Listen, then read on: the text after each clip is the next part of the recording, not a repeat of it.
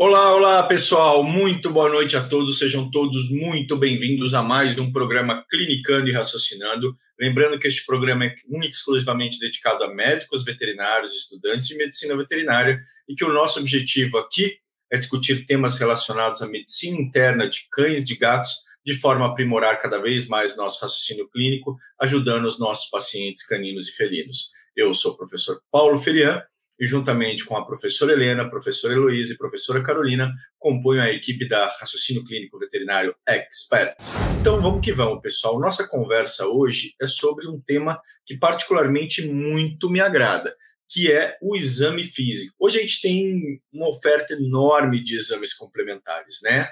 Mas, pessoal, como o próprio nome diz, os exames são complementares, né? Então eles só podem ser solicitados e só devem ser solicitados depois de um cuidadoso exame físico, porque isso evita que você faça exames desnecessários, que coloca o seu paciente muitas vezes em risco de invasividade, né? Por exemplo, um exame que requer anestesia geral, uma tomografia computadorizada, né? A gente tem aquela ideia de que a tomo vai resolver todos os nossos problemas, né?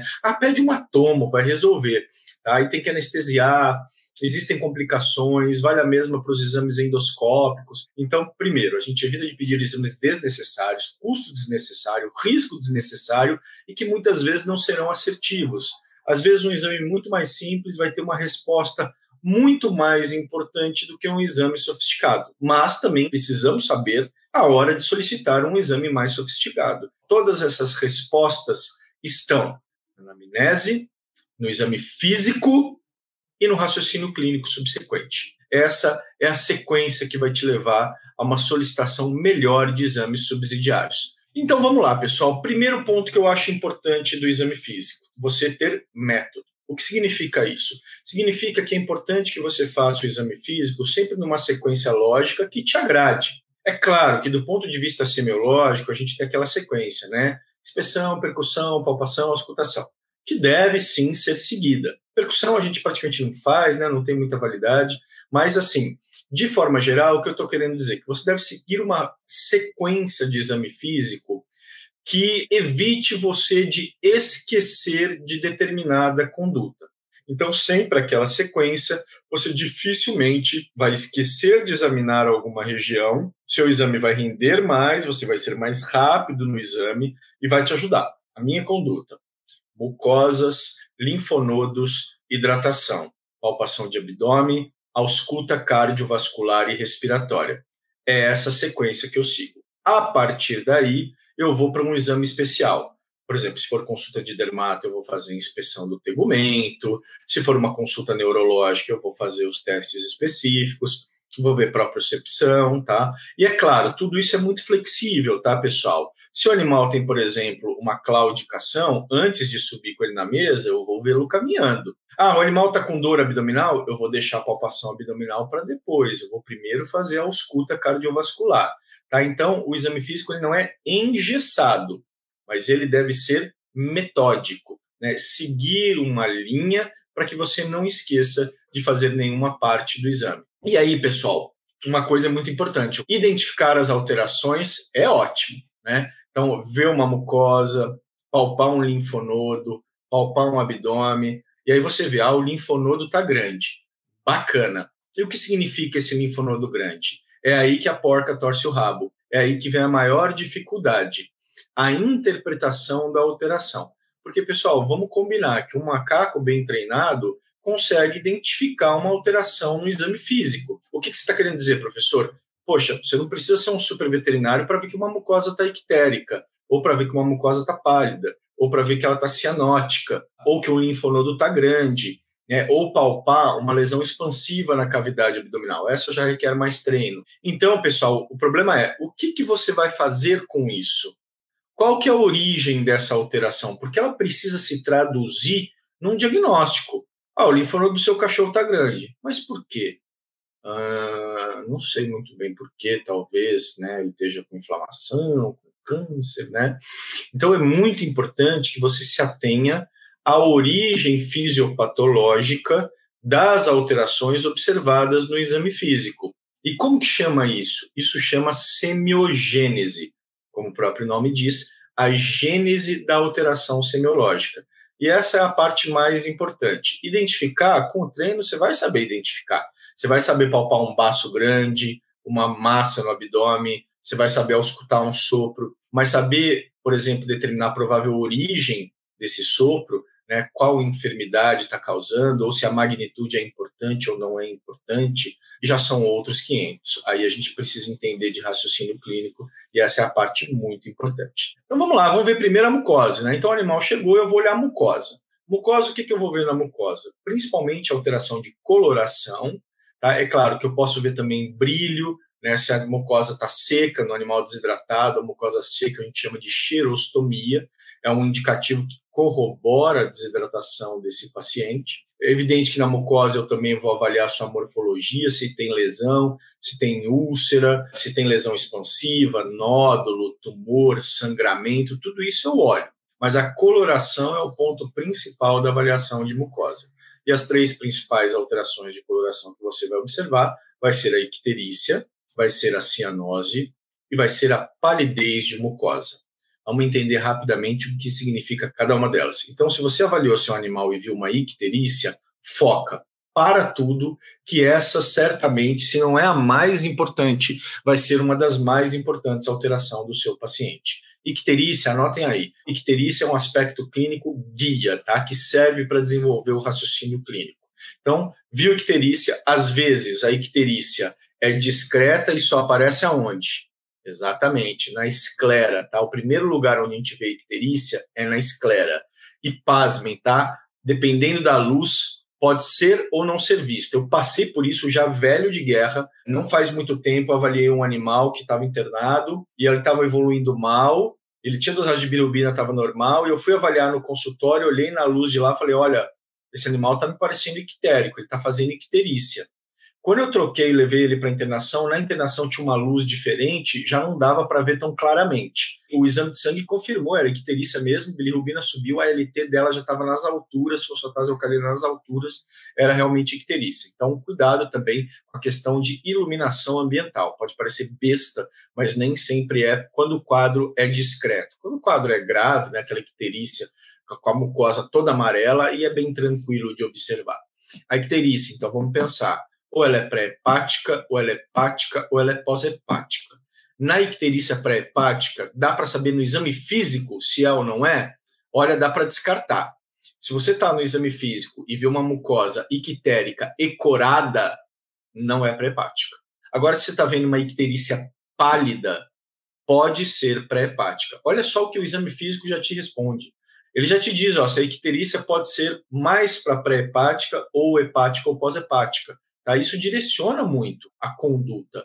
Por exemplo, numa icterícia de origem hepática, pós-hepática, o ultrassom já é um exame bem mais importante, né? Principalmente na pós-hepática, para ver a obstrução da árvore biliar. A icterícia pré-hepática ela decorre de hemólise, destruição de hemácias, que decorre aí de doenças infecciosas, como babesiose e rangeliose, que é mais comum, anemia hemolítica imunomediada. A icterícia hepática ela decorre de qualquer doença hepática grave o suficiente para causar impedimento da captação, conjugação e eliminação da bile. E a pós-hepática é qualquer coisa que prejudique o fluxo biliar. Então, ou uma doença da árvore biliar, ou do duodeno, ou do pâncreas, que não deixa a bile fluir adequadamente. Então, olhou mucosa ictérica, você vai pensar nessas causas. E aí você vai dar o encaminhamento, o segmento, com os exames que são mais importantes. Segunda alteração de mucosa que a gente pode observar, cianose. Quando que eu vou ver cianose? Quando você tiver uma concentração absoluta de hemoglobina não saturada elevada. No ser humano, por exemplo, essa saturação é de 5 gramas por 100 ml, salvo engano, 5% de hemoglobina não saturada. Então, o que é hemoglobina não saturada, professor? É não ligada ao oxigênio. E a mucosa fica cianótica. Cuidado! Na literatura humana, você vai ver cianose central, cianose periférica.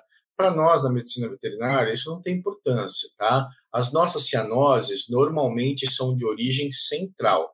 Ou seja, ou você vai ter um problema respiratório grave, que está impedindo a ventilação, a hematose do paciente, seja um problema de via aérea superior impedindo a ventilação, ou seja um problema parenquimatoso causando distúrbio da ventilação com perfusão, né, desequilíbrio VQ, por exemplo.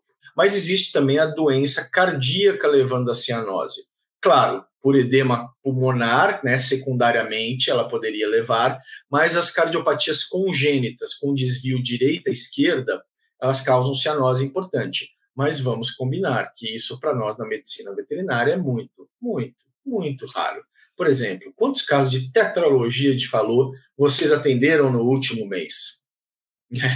Então, vamos combinar. Agora, toma cuidado. Se o paciente estiver anêmico, a cianose tende a não aparecer, porque a quantidade de hemoglobina circulando é pequena. Mesmo que elas estejam insaturadas, você pode não ter quantidade suficiente para a mucosa ficar azul. Para terminar, a mucosa pálida. Mucosa pálida pode ser por duas coisas principalmente. A principal, que é a anemia. E, eventualmente, você pode ter mucosa pálida por vasoconstrição periférica. Se o animal está hipotérmico, se o animal está mal perfundido, o animal está muito nervoso, às vezes ele tem uma vasoconstrição aguda por liberação de adrenalina, mas aí o exame físico, o resto do exame físico, te ajuda a esclarecer. E nós vamos porque é comum. Mucosa pálida, na maioria das vezes, é anemia. E aí eu vou precisar do que para confirmar? Hematócrito. Mas muito, muito cuidado. Embora para nós, na veterinária, haja uma correlação bacana entre coloração de mucosa e anemia, às vezes a gente tem surpresas.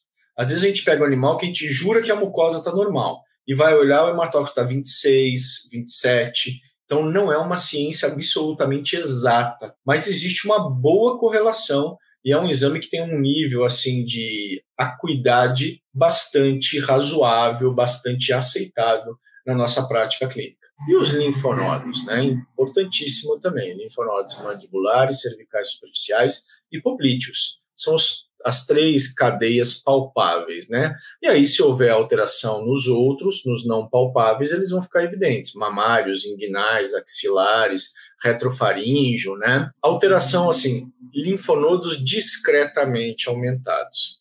Em geral, pessoal, a gente tem que ter muito cuidado, não digo cuidado, mas assim, parcimônia na interpretação. Um linfonodo discretamente aumentado, se não houver nada clínico que justifique, provavelmente ele não vai ter valor diagnóstico. Até porque a linha entre o discretamente aumentado e o normal é tênue. O que eu acho normal, você pode achar discretamente aumentado. O que eu acho discretamente aumentado, você vai achar normal. Então, essas diferenças, essas minúcias, em geral, clinicamente não te levam a lugar nenhum. A menos que você tenha uma doença que você fala do que justifica realmente ter um leve aumento. Agora, aumentos apreciáveis, moderados, acentuados, aí são fáceis de perceber. E, em geral, você tem causas mais evidentes para que isso aconteça. Você pode ter uma linfadenomegalia localizada por um processo focal, então eu tenho um linfonodo aumentado porque eu tenho uma infecção de cavidade oral, ou um cervical superficial porque eu tenho um tumor de dedo, ou uma dermatite importante. Então, são alterações localizadas ali de linfonodo. E você pode ter linfadenomegalia generalizada, em geral em doenças sistêmicas. O que aumenta linfonodo? Guarda aí, anota. 3 coisas. Ó, a semiogênese agora, hein? Você pode ter por a principal hiperplasia linforreticular, ele está respondendo a um estímulo antigênico, está replicando o linfócito. Você pode ter uma infiltração neoplásica, tem célula maligna nesse linfonodo, então ele está drenando uma neoplasia, está perto de um mastocitoma, ou é um linfoma, ou é uma leucemia, ou você pode ter muito mais raramente uma linfadenite, infiltração inflamatória por neutrófilos. Isso ocorre raramente, mas, por exemplo, ocorre na criptococose. Muito bem, pessoal. Então, vimos mucosa, vimos linfonodos, hidratação, turgor cutâneo, umidade da mucosa, retração de globo ocular, nível de consciência, tudo isso tem que ser juntado para estimar a porcentagem de desidratação. É uma estimativa de porcentagem de desidratação. Não é uma ciência exata. Então, você estima lá 6 a 8%, 8 a 10%, 10 a 12%.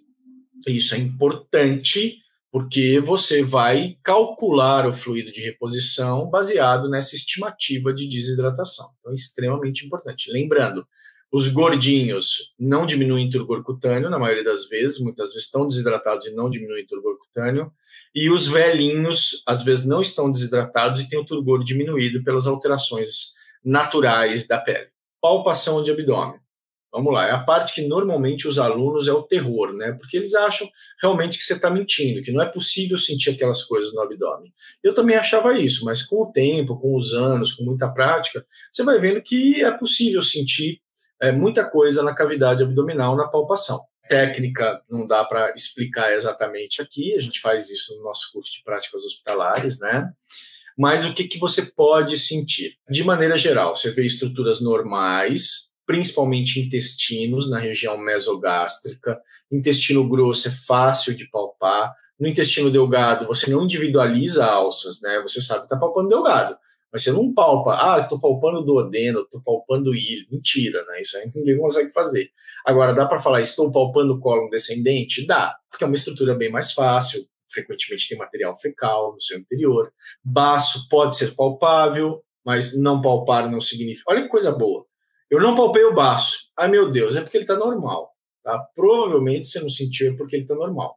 Linfonodo, mesma coisa. Tá? Eu não estou sentindo linfonodo. Ótimo, ele está normal. Não tem microlinfonodo. Baço pequeno não tem significado clínico. Até existe, mas não tem muito significado clínico. Fígado. Também é difícil de palpar. Pode ser palpado no animal normal. Principalmente no gato normal, estou falando, é mais fácil de palpar.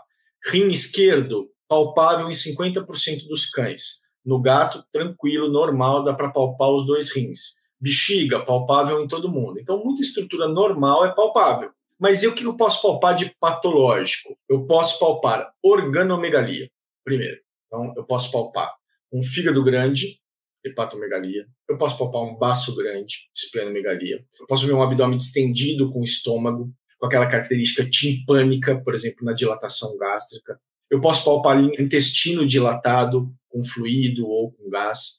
Eu posso palpar uma bexiga extremamente distendida, por exemplo, nas obstruções em felino. Eu posso palpar uma renomegalia em linfoma renal, por exemplo, em felino. Tá? Então, eu posso ter vários motivos para ter organomegalia, aumento de volume de um órgão especial. Não estou falando de massa, eu estou falando de aumento de volume do órgão, de forma regular, uniforme, sem efeito de massa. Eu posso ter, primeiro, organomegalias. Que mais? Esse abdômen pode estar distendido pela presença de fluidos, ou da própria organomegalia. Então, eu posso ter efusão abdominal com teste de Piparotti positivo. Eu posso ter lesões expansivas intraabdominais, né? Eu posso ter massa abdominal. Essa massa pode ter origem em diversos órgãos abdominais. Ela pode ser do fígado, ela pode ser do pâncreas, ela pode ser do baço, ela pode ser do intestino, ela pode ser do rim. Então, ela pode estar em qualquer lugar. A palpação pode direcionar, mas é mais difícil de individualizar. No baço, por exemplo, é mais fácil dizer que é esplênica a formação. Tá? Em outros órgãos, por exemplo, um tumor de ovário. Não dá para palpar e dizer, não, que isso está no ovário. Você pode suspeitar que está no ovário, né? Mas dizer com certeza é o ultrassom normalmente que vai dizer, ou outro exame de imagem. Agora, cuidado, pessoal, dor abdominal, você tem assim que ter parcimônia na palpação. Porque o pessoal chega com aquele mãozão pesado e aí o animal contrai. Não, ele está com dor abdominal. Calma, vai devagar. Às vezes o animal é tenso, né? E ele está contraindo de medo. Vai devagarzinho, vai fazendo um carinho, né? Aos poucos, vai com o dedinho aumentando a pressão até fazer a palpação completa. Vocês vão se surpreender como na maioria das vezes não tem dor. A dor, ela fica muito evidente no exame físico. Quando você tenta uma, duas, três, ele está sempre protegendo, sempre tensionando e principalmente ele vai se irritar, ele vai tentar morder, ele vai gritar, ele vai protestar, a menos que seja um cão muito bonzinho de fato, né? Muito submisso de fato. Então, cuidado com a interpretação de dor abdominal. Examine mais de uma vez para chegar a esta conclusão. É assim que eu faço na minha rotina. O que mais? E vamos para a ausculta, né? A ausculta cardiovascular e pulmonar, tá? Parte fundamental do exame físico. Então, parte cardíaca, você vai escutar os focos, pulmonar, aórtica e mitral, terceiro, quarto, quinto espaço intercostal, do lado esquerdo, e o foco tricúspide, quinto espaço intercostal, do lado direito. É importante auscultar os focos, principalmente se for um cardiopata. Se não for, não preocupa muito com isso. E foco, pessoal, é um direcionamento. Tá? No animal normal, não tem diferença. Estou no foco pulmonar, agora passei para o aórtico, é diferente, o mitral... Não, nada disso. O mitral, normalmente, é o mais audível, por causa do ápice cardíaco, né? Que coincide ali com o foco mitral. Mas, qualitativamente, não tem uma grande diferença, exceto pela fonese mesmo, né? Pela intensidade. E aí, quando tem a doença, sim, há um foco pulmonar mais evidente, talvez ele tenha uma estenose pulmonar, um foco tricúspide mais evidente, talvez ele tenha uma displasia de tricúspide ou uma hipertensão pulmonar, aí é mais importante, tá? Mas é um direcionamento. E aí o que você vai ver, né? Vamos falar sobre isso, então. Primeiro, assim, a gente tem uma vantagem na medicina veterinária, a ausculta é muito menos complexa do que na medicina humana, tá? Os distúrbios de ritmo são menos frequentes, né? Então, todas aquelas coisas mais difíceis de auscultar, B3, B4, amplitude de pulso diferente do ciclo, existe. Mas, assim, do basicão, pessoal, o que é importante? Identificar sopro, identificar hipofonese, abafamento, para identificação, por exemplo, de efusão de pericárdio, isso é muito importante. E distúrbios grosseiros de ritmo, né? Então, miocardiopatia dilatada, tá? Com certeza. E o soprão tem que saber identificar. 75% das cardiopatias são doença valvar mitral que tem sopro importante. E além de identificar o sopro, o que você precisa saber? Qualificar o sopro. Claro, se é sistólico, a maioria é sistólico. Eu já te dou a dica, a maioria é sistólico. Porque as patologias que causariam sopro diastólico são bem pouco usuais para a gente. Mas principalmente magnitude, sopro de 1 a 6. Por que isso é importante? Porque é do sopro 4, 5, 6, 4 em diante que a gente vai ter risco maior de desenvolvimento, por exemplo, de edema pulmonar. Tem uma correlação importante. Tá? Então, saber a magnitude te ajuda muito. Quer ver? O cachorro está tossindo ou está com dispneia. Está um soprinho ali de grau 2. Vida que segue, vai procurar outro motivo. Provavelmente não é o sopro. Provavelmente não é o coração. Aí você manda para o cardio, perde um tempo importante, faz exames caros para voltar e falar, não é cardíaco. Mas você podia ter ido direto no respiratório. Não é? A verificação de palpação das glândulas mamárias também recomenda? Faço. Todas as fêmeas eu faço palpação de glândula mamária. Na hora que eu palpo o abdômen, eu palpo as glândulas mamárias. Muito bem lembrado. Toda ausculta, pelo menos o começo dela, tem que ser com o pulso, tá? Pelo menos o ideal, no mundo perfeito, seria 1 minuto junto com o pulso. Então fica lá, tundum, um pulso, tundum, outro pulso, tundum, outro pulso, tundum, outro pulso. Tem que ter para cada tundum, você ter um pulso.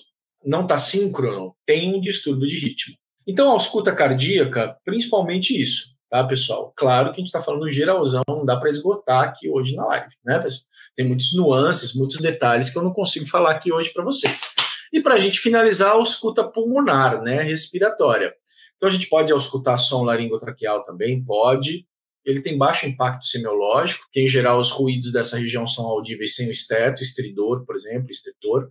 E a ausculta do pulmão, você vai fazer em todos os campos pulmonares, da forma mais completa possível. Lembrando que no cão, a gente tem pulmão ali até o 7º espaço intercostal, aproximadamente, mas ele se estende dorsalmente até a altura da 12ª vértebra, aproximadamente. Não pode esquecer de auscultar abaixo da axila, ali ainda tem pulmão. Então, auscultar todo o campo pulmonar. O que você ouve? Murmúrio vesicular normal no animal normal. No animal alterado, você vai auscultar crepitações ou sibilos. Tá? Eu acho essa classificação mais fácil. Crepitação, fluido, né, aquele barulho de bolhas, né, de fluido, e o sibilo, né, aquele ruído de assobio, vias aéreas pequenas estenosadas. Então, normalmente expiratório, ocorre principalmente na asma. Há 2 semanas atrás eu auscultei um cão com bronquite crônica com um sibilo expiratório maravilhoso, como nunca tinha auscultado. Então ele fazia bem evidente, mas isso não é tão comum no cão, tá? No gato com asma é mais comum. Então, crepitações e sibilos são as alterações. Abafamento de ausculta sugere fluido no espaço pleural ou pneumotórax, tá? Então, quando a gente não ausculta o ruído de forma normal. Ufa, chegamos ao final do nosso exame físico geral, né, pessoal? Vocês viram como é importante, né? A riqueza e a gente não chegou nem perto de esgotar esse assunto. Então, a riqueza de exame físico que ele nos traz é muito grande. O recado, se eu posso dar um recado para vocês prático hoje aqui, um conselho é: não subestimem o exame físico. Ele é muito, muito importante. Ele é a base da nossa conduta. Beleza? No mais, gostaria de agradecer muito, muito, muito pela presença de todos aqui. Beijão, pessoal. Tchau, tchau.